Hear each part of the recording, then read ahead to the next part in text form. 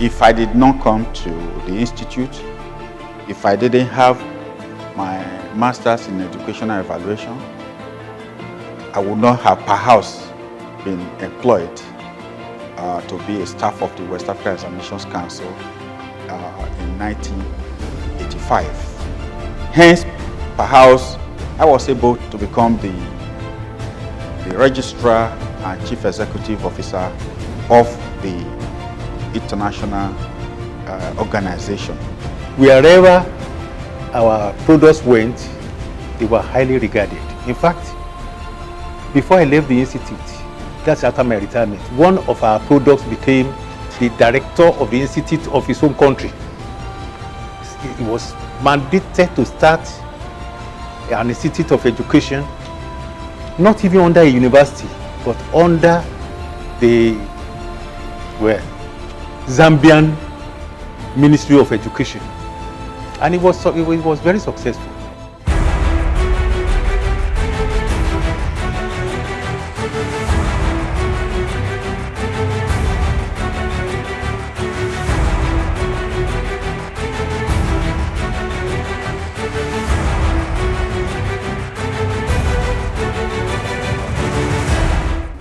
Under the British regime, there was an attempt to upgrade Nigerian workers to take over what they call senior service positions.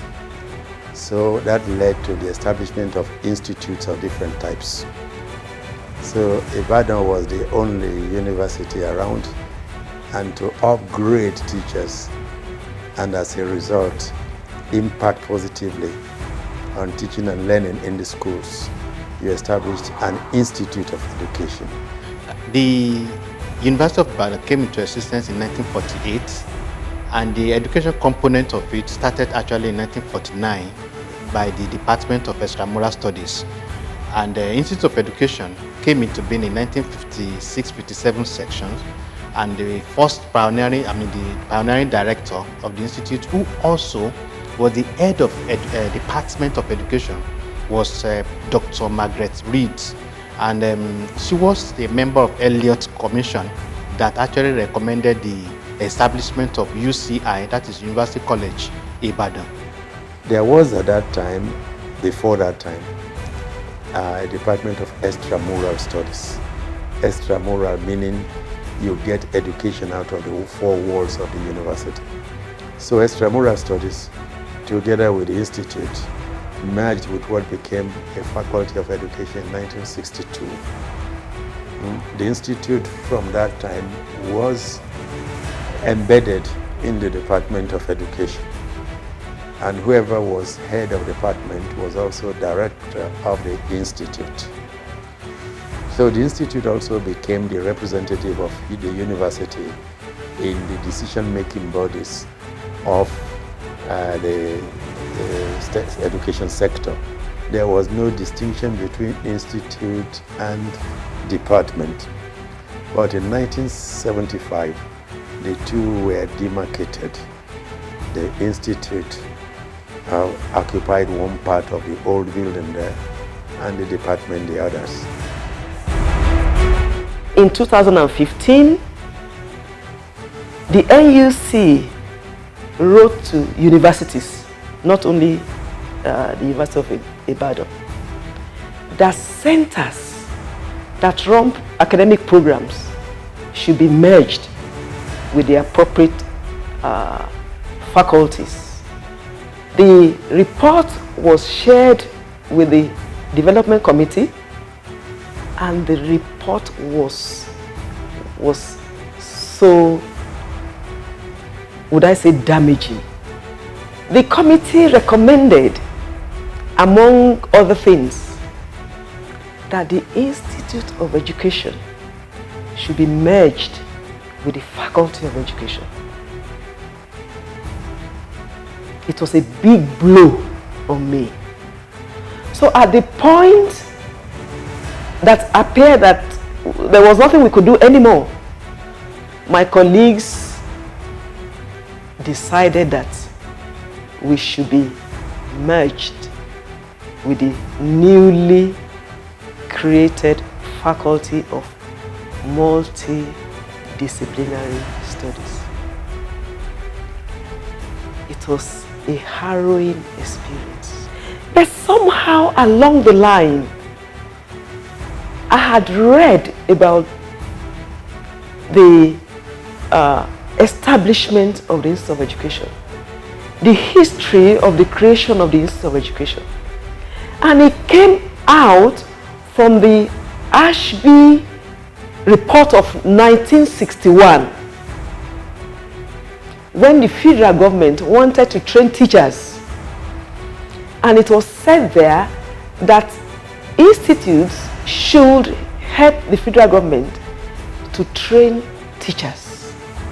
That was how the Institute of Education was mandated to train teachers and was created by federal government.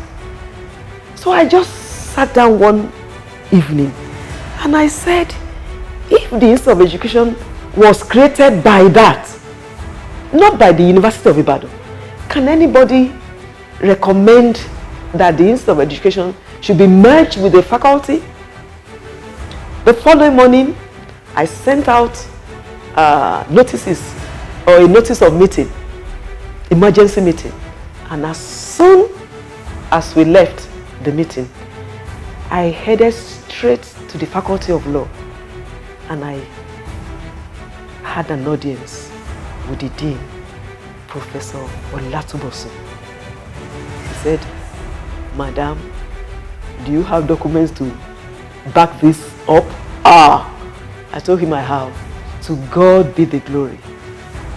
By the time the last meeting on the AUC directive held, and what the university now decided to do, based on the suggestion of Professor Olatubosun,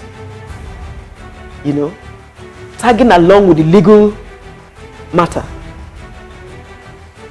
it was recommended that the Institute of Education should be allowed to stay, that the status quo should remain. We fought the battle and we won the battle. We are not an appendage of any faculty. Glory be to God. We were within the Faculty of Education complex, but we know we needed to move out. And so we had to, again, the need to move out and have our own standalone office complex didn't start with me. It started, I think, with Professor Yoloye and then Professor Araromi. In fact, there was a time when we were given a spot somewhere, not this place where we are now, and we thought that we were going to start work and all that, and things fizzled out again. We were not no vote was no money was voted, for that and all that, until I came in again in 2013, and in the course of the year, actually it was in 2014 that I eventually went to the then Vice Chancellor, Professor Isaac Adewale, and reopened the issue of our need to have our own standalone office complex. And to the glory of God, he approved it. Then we started the journey, and it's been a journey. We've been on this matter, on this issue for a long time. In fact, before I started masters, but during the tenure of Professor Emeke, we had this foundation laying of this building, and Professor Falaye also continued. We had the fence, and by the grace of God, after 1 year and 13 days as my directorship, we came to commission this building.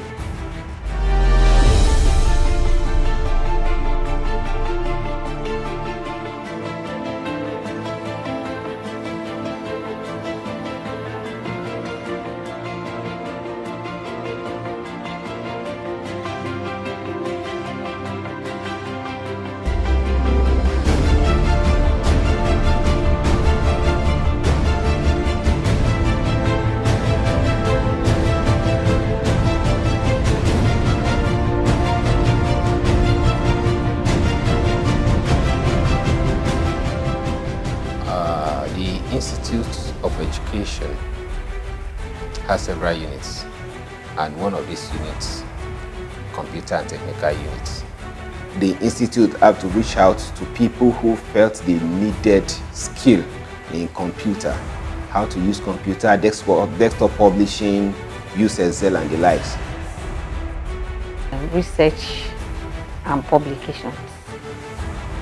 And the major work of research and publications is to conduct research, especially educational related research. The essence of this unit is to publish people's research finding. I see the academic unit of Ministry of Education. It's a number of people that have passed through here. Former registrar of NECO, they is still a member of staff, Professor Opala. He has passed through here, passed through Institute of Education, passed through IC, Mulikat, former registrar of WAEC, Elijah Mulikat. My unit is Links Program and Outreach Units of the Institute of Education, University of Ibadan. Is to link the university, the Institute of Education with some other aspect, some other organs, some other bodies of the university, and also outside the university, and also even beyond the university, is outside the countries. The school services unit has been on since the establishment of the University of Ibadan Staff School and the International School, University of Ibadan. Because those schools are our laboratory schools. They are our demonstration schools. One of our directors was the one that got a grant to start international school, ISI, that we have now. And that's why before the crisis of 2004, director of the Institute of Education is usually the chairman, board of governors of that institution. Within the universities too, the university partner with us in some areas, the teaching learning aspect. There's a center for teaching and learning. We invite some of us to facilitate when there is need for that. During induction of new staff in the university, they invite some of us as members of facilitators.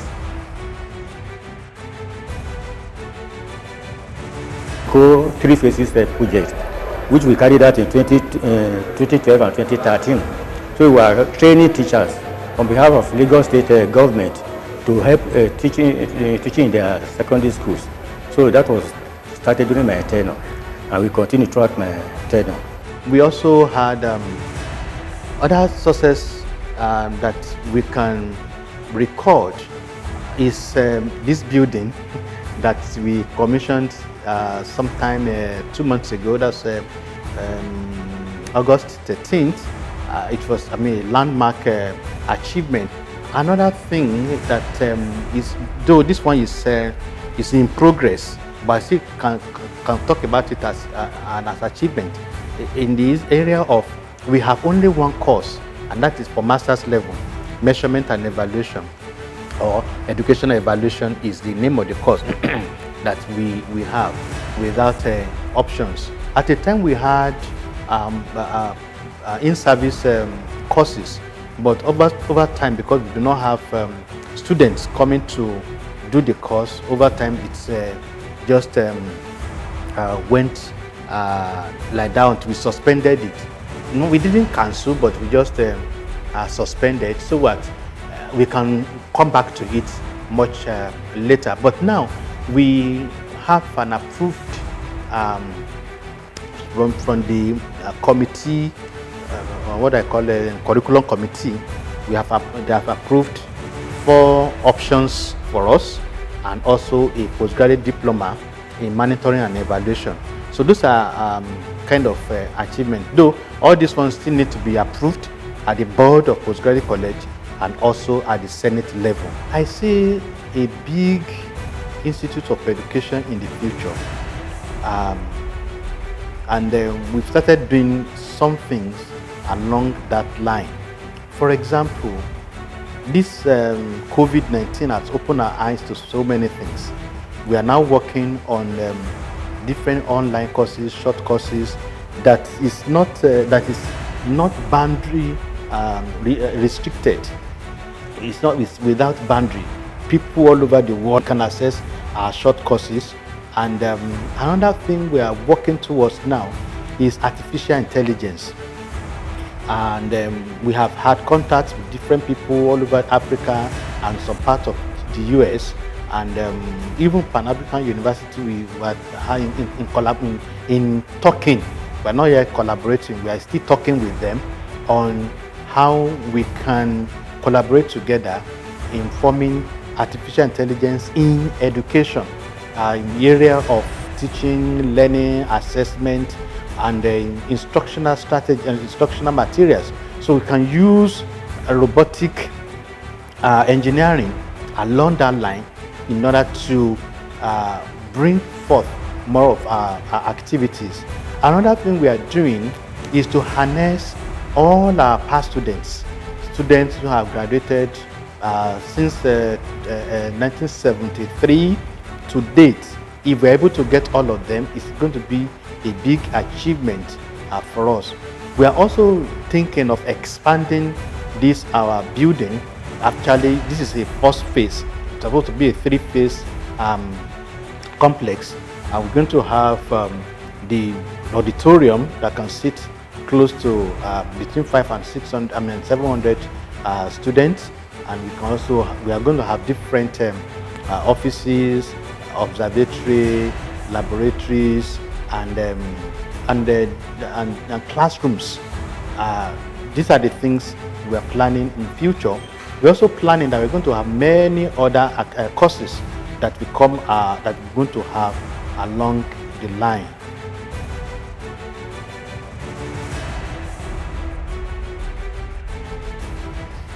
I'm really glad the Institute of Education has really helped me a lot. Indeed, it has tailored my academic and career path, especially in research.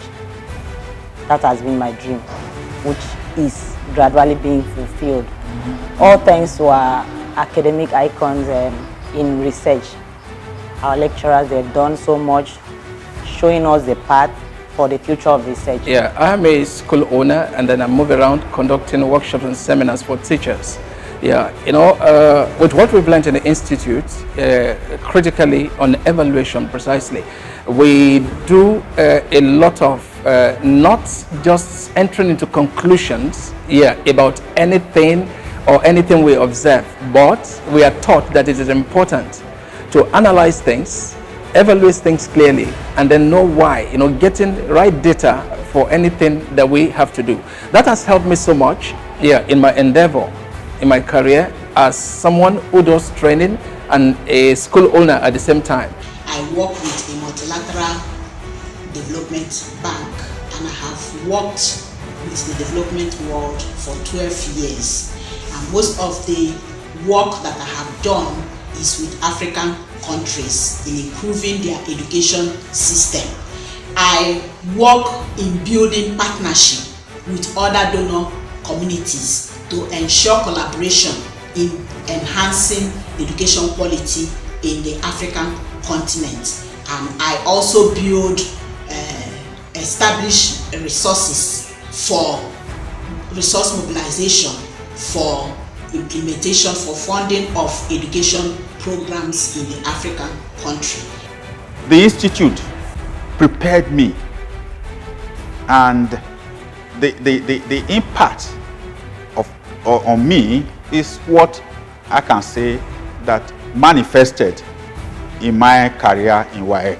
It was the Institute that brought about my going to be a chaplain of the Chapel of the Resurrection at a later stage. And for those who are coming, you see, if you are coming because you want to get a job, you miss it.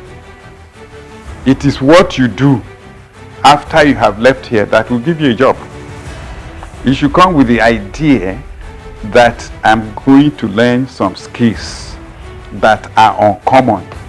This city has had positive impact on me in my career development in the areas of training in measurement, evaluation, research, and administrative skills. in the sense that the institute broadened or gave me a broad-based training in the area of measurement, evaluation, research, and administrative skills. And this mainly because we had dedicated lecturers and students in our own time. And again, we had a wide range of students and staff from across Africa and even beyond. I feel that the international aspects of the institute should be revived because we have the manpower here. Most of the lecturers here, they are all experts in this area. So the challenge before the institute is that times have changed and the institute should reinvent itself.